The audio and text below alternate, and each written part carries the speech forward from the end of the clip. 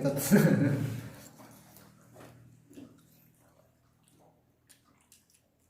Pisang kelontong.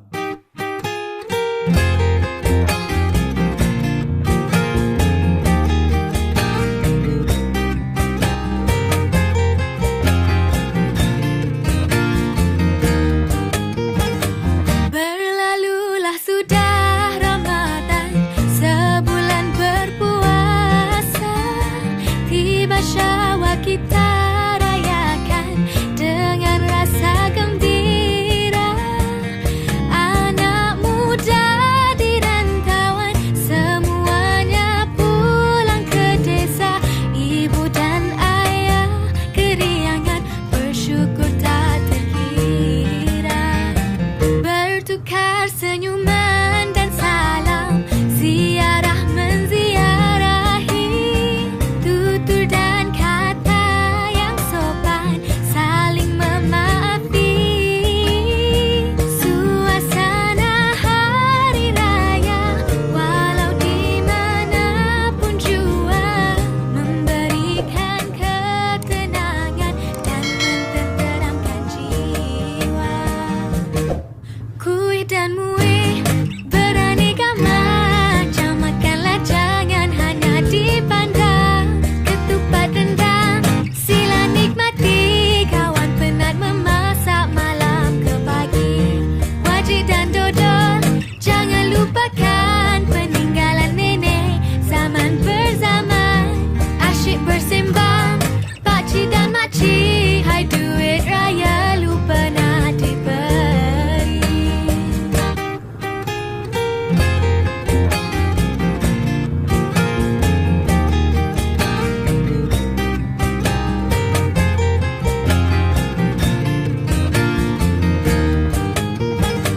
Berlalulah sudah Ramadan, sebulan berpuasa.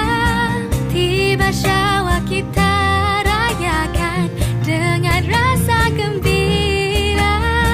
Anak muda di rantauan semuanya pulang ke desa. Ibu dan ayah keriangan bersyukur tak terkira.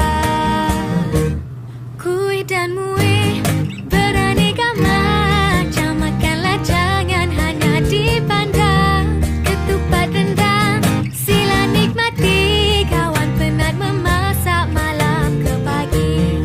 Wajik dan dodol jangan lupakan, peninggalan nenek zaman berzaman. Asyik bersembang pakcik dan makcik, hai duit raya lupa nak diberi.